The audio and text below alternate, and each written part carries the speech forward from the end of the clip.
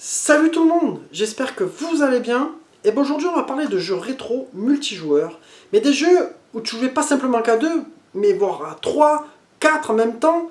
Et puis une époque où tu appelais tes collègues et tu leur disais ramène-toi, on commande des pizzas, prends une manette au fait, parce on va jouer à 4 là, on va se faire tel ou tel jeu. Et des fois avec un seul titre, tu passais toute la nuit à délirer. C'était un moment où la convivialité était la priorité de ces jeux vidéo là. Et on en parle tout de suite après le générique.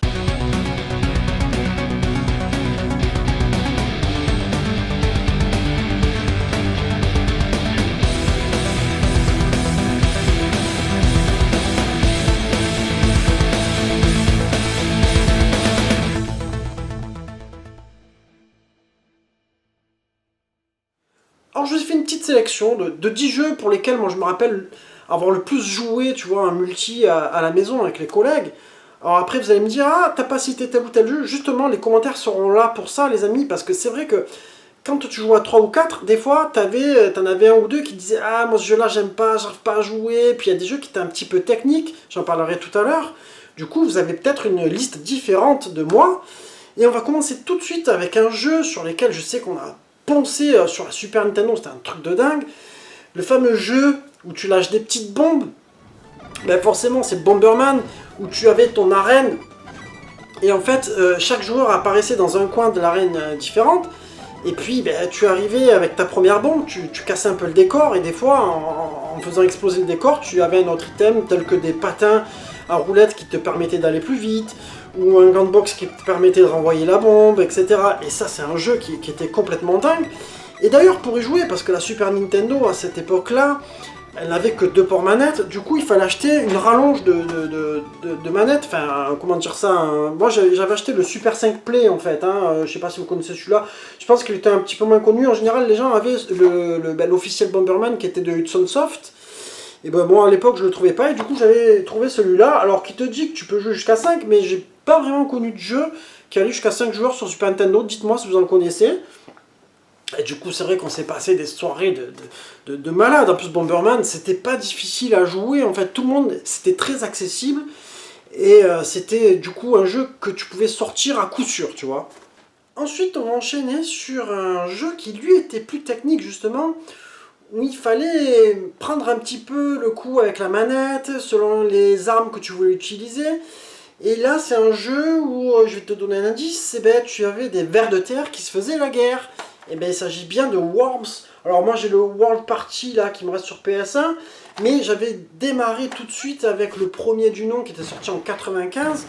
Et ça, c'était un jeu qui était technique, mais une fois que tu le maîtrisais, punaise, sur celui-là, on s'est fait des nuits entières à délirer. Moi, je me rappelle même avec le coup de la patte de baseball des fois, parce qu'en fait, Worms, tu choisissais un peu le type d'arène. Et nous, on prenait souvent des arènes qui étaient ouvertes, voire soit sur un bloc ou 2 blocs. Et des fois, c'était comment dire, c'était pas de chance parce que en fait c'était un jeu que tu jouais pas en 4 en simultané, mais tu jouais chacun après son tour, tu vois.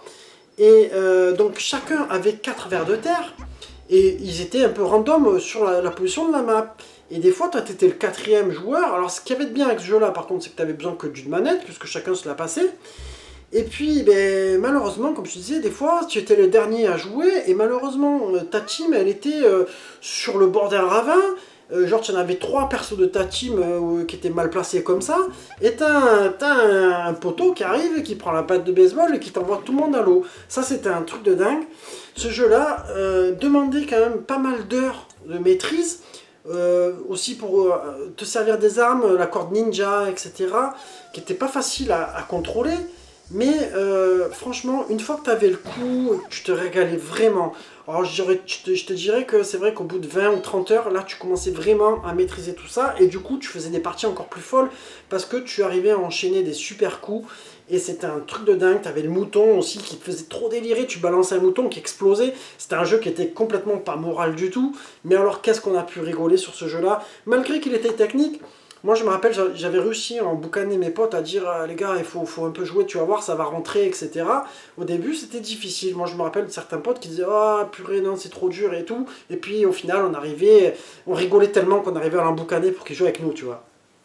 Ensuite, un autre jeu pour lequel je pense que ben, ça c'est un jeu énormément mythique pour son multijoueur. Je pense que c'est peut-être l'un des plus joués parmi cette liste que je vous propose. C'est forcément le GoldenEye sur 64, alors qui lui a été complètement fou parce que c'était un peu le premier Doom-like à l'époque, on appelait ça Doom-like encore, où on pouvait jouer à 4 sur le même écran.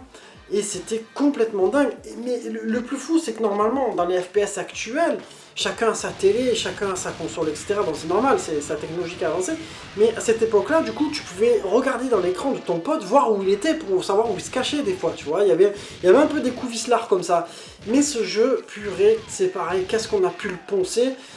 C'est vrai, c'était vraiment une révolution du multijoueur 3D, on va dire, qui était impressionnante pour l'époque. Et je pense que vous aussi, vous avez passé des soirées de dingue avec ce jeu-là. Ensuite, toujours sur la 64, et bien forcément, celui-là aussi, il a été beaucoup joué, puisque c'était quand même un jeu mythique de cette console. C'est vrai que la 64 n'a pas eu beaucoup de titres, mais le peu de titres qu'elle a eu, qui sont bons, et qui ont en plus permis du multijoueur, ont vraiment cartonné, c'est le Mario Kart 64. Alors ça, c'est un jeu sur lequel tu as toujours plaisir à jouer en plus parce qu'il est facile à prendre en main, il ne demande pas de technique, tout le monde peut jouer, les copains, les copines, c'était vraiment génial, on a passé des soirées. Moi je me rappelle que c'était un jeu que même les copines à l'époque avec la 64 et adoraient ce jeu là, tu vois, c'était un jeu qui était mixte, parce que je rappelle quand même que à l'époque où on était, les jeux vidéo n'étaient pas encore totalement mixtes, c'était beaucoup pour les garçons, tu vois. Et ça commençait, grâce à Nintendo, ça commençait à vraiment avancer de ce niveau-là. Il commençait à y avoir de plus en plus de jeux qui intéressaient les filles, quoi. Enfin voilà, donc de super soirées sur Mario Kart 64. Ensuite, un jeu qui... moi je me rappelle, c'était il y a 10 ans en arrière, hein, 2008-2009, dans ces eaux-là, enfin 12 ans maintenant, mon Dieu, ça passe vite, où on s'est régalé pareil à jouer, et qui était très accessible, où tu avais... tu te retrouves un peu comme question pour un champion, tu vois. Donc je vais te parler de Buzz TV et le plus malin des Français. Moi j'avais acheté les deux parce que qu'est-ce qu'on a pu rigoler sur ce jeu-là. En fait j'en avais eu un, je crois que c'est celui-là, voilà, c'était le Quiz TV, je l'avais eu en pack avec les buzzers. Donc je vais vous sortir un petit peu ce truc-là. Donc chacun avait cette petite télécommande qui marchait avec des piles bien sûr, hein. Et tu avais les 4 boutons qui choisissaient, sur lesquels tu cliquais, tu avais les couleurs pour chaque réponse. Et ce jeu-là, punaise, qu'est-ce qu'on a pu délirer là-dessus. Ça aussi, ça a été complètement dingue. Et c'est ce qu'il y avait de bien aussi, c'est que c'était un jeu totalement mixte. Donc quand tu avais des copains et des copines à la maison, tu vois, si tu disais on joue à la PS3, on joue à ça, les filles, elles n'allaient pas dire oh encore, vous allez faire un PES ou j'en sais rien, tu vois ce que je veux dire, quoi. Et de très très grands moments. Alors moi je me rappelle juste un truc, hein, juste un petit détail qui m'avait marqué et qui est un petit peu hors du jeu, c'est que il y avait un système, tu avais comme une clé, si j'arrive à l'attraper, voilà, tu avais une sorte de clé USB que tu branchais dans la console et il fallait synchroniser tes buzzers. Et ça, punaise, on galérait tout le temps, à chaque fois ça buguait, on n'arrivait pas à synchroniser les 4 en même temps, c'était un truc de fou. Enfin voilà, on va avancer sur la suite. Alors ça, c'est un jeu sur lequel on a joué un petit peu, ça n'a pas été le plus joué, mais il y a eu de grands moments quand même, parce que pareil, il fallait un petit peu maîtriser, c'était le Virtua Tennis sur Dreamcast. Et oui, parce qu'à Dreamcast aussi, il y avait ces 4 ports manettes. C'était l'époque, hein, au moment donné où il y a eu la 64, c'est là où le multijoueur s'est pas mal développé à ce niveau-là. Et Virtua Tennis, c'était un petit peu technique, mais en même temps, c'était très facile, c'était un fun immédiat, tu vois. Alors moi je me rappelle, c'était pas un jeu sur lequel on a passé des soirées, mais à des moments, tu sais, il y avait des soirées où tu faisais un jeu, puis oh les gars on change, allez on passe à celui-là, ben lui il en faisait partie. Mais de très bons moments quand même avec ce jeu-là. Bon, après, je vais pas vous expliquer ce que c'est, vous le connaissez tous. Ensuite, un jeu pour lequel je vais refaire appel à mon multitap Super 5 Play machin, truc sur Super Nintendo. Si je vous parle d'un jeu de basket complètement ouf, mais vous allez me dire NBA Jam. Il y avait aussi NBA Jam TE qui était une amélioration. Après c'est vrai qu'il était un petit peu mieux, il y avait le ballon en feu, je crois qu'il n'y avait pas dans le 1, il y avait 2-3 trucs qui avaient été changés. Celui-là aussi à 4, c'était terrible, franchement, on a passé de super moments. Hein. C'était pas super technique, c'était très accessible, et tu délirais quoi. Il y avait toutes les équipes en plus ils avaient payé la licence NBA, donc c'était génial. Mais c'était aussi un jeu de passage, c'est-à-dire que celui-là c'était pareil, c'était pas des jeux où tu allais passer 3 heures dessus, tu vois, mais tu passais une bonne heure, on va dire, et après tu changeais. C'était pas comme le Bomberman ou le GoldenEye ou le Mario Kart où tu peux vraiment passer des nuits de fou. Ensuite, il y a eu un autre jeu qui était offert avec la console, une Nintendo qui changeait la manière de jouer. Et là, vous allez me dire, c'est normal aussi, c'était une console qui était faite pour le casual gamer. C'était la Wii, et avec son Wii Sport. Alors, c'est vrai qu'on a beaucoup bloqué sur Wii Sport et Wii Sport Resort, mais il y a eu des jeux qu'on a plus bloqué que les autres, c'était le bowling. Le bowling, mon Dieu, on ne s'est plus arrêté. Alors moi, je me rappelle d'un moment, on était dans mon ancien studio, c'était vraiment pas grand, j'étais dans 20 mètres carrés et quelques, tu vois, et en plus envahi de jeux, bien forcément, de machins, de trucs au milieu. Et donc il fallait qu'on fasse la place, on avait poussé la table basse, parce qu'à chaque fois tu faisais le mouvement d'aller, tu vois, comme dans le bowling. Et je me rappelle, moi j'étais un peu fou à l'époque, hein, mais voilà, j'avais la vingtaine, etc. T'avais toujours des potes à la maison, et des fois on jouait jusqu'à 3-4 heures du matin, c'était comme ça quand c'était les vacances et tout ça.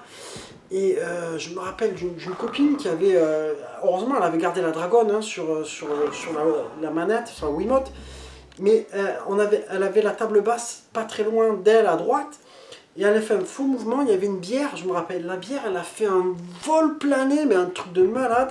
Heureusement elle a atterri dans la cuisine qui était juste à droite où il y avait juste un passage, sinon elle partait droit sur la télé, c'était foutu. Mais sinon, franchement, qu'est-ce qu'on a pu rigoler sur ces jeux-là. Alors après, on avait bloqué un petit peu le baseball aussi, qui était sympathique sur la Wii, quoi. Et on va poursuivre cette vidéo avec un jeu de petite voiture vue de dessus, qui avait connu sa version Super Nintendo, mais aussi sa version Mega Drive avec une cartouche un peu spéciale qui avait été modifiée pour jouer à 4. Et oui, je parle bien de Micro Machines. Ah, ça c'était un truc, c'était un ovni pour moi déjà, de voir cette cartouche avec ces deux prises. En fait, tu branchais le 3e et 4e joueur sur la cartouche. À cette époque-là, moi j'avais 12-13 ans, je comprenais rien à la technologie, tu vois, mais c'était complètement fou de voir ça. Et puis un jeu qui était complètement fun, c'est-à-dire que tu avais 4 voitures dans des arènes, voilà, dans des courses un peu spéciales. À un moment donné, tu pouvais tomber dans l'eau, où il fallait prendre des sauts, etc. Mais c'était un jeu totalement fun immédiat, et je suis sûr que si tu le rebranches encore aujourd'hui avec les potes, franchement, tu te passes une soirée de malade. Ensuite, on va finir avec un jeu que personnellement j'ai pas super kiffé, mais je sais que vous l'attendiez dans cette vidéo parce que c'est un jeu qui a eu énormément de succès sur la 64. C'est un jeu de combat où tu pouvais jouer à 4 en même temps, mais qui était un peu décalé, tu vois. Et bien sûr, je parle de Smash Bros, un jeu qui a cartonné à l'époque. Moi je sais que tous mes potes ont kiffé. Moi j'ai un peu moins accroché. Après bon, c'est comme ça, tu peux pas accrocher à tous les jeux. J'avais joué quelques fois pour faire plaisir aux collègues, tu vois. Mais c'était pas mon jeu préféré du multijoueur. Mais je l'ai mis pour vous parce que je sais que celui-là, si je l'avais pas mis dans la vidéo, vous m'en auriez parlé directement. Et bien on arrive sur la fin de cette vidéo. J'espère qu'elle vous aura plu. Et je me languis de lire vos prochains commentaires en fait concernant les jeux que vous avez kiffé avec vos potos, vos souvenirs, vos soirées sur ces jeux multijoueurs, car aujourd'hui c'est quand même quelque chose qui remonte beaucoup. Et c'est vrai qu'en plus avec ce Covid, etc., on n'a plus refait de soirées comme ça. Mais j'espère, moi, en refaire prochainement avec les amis et rebrancher tous ces jeux-là, tu vois, et m'éclater dans de bonnes soirées. Et puis n'oubliez pas le pouce si elle vous a plu. Et en attendant, je vous dis, portez-vous bien et à très bientôt les amis. Ciao, ciao.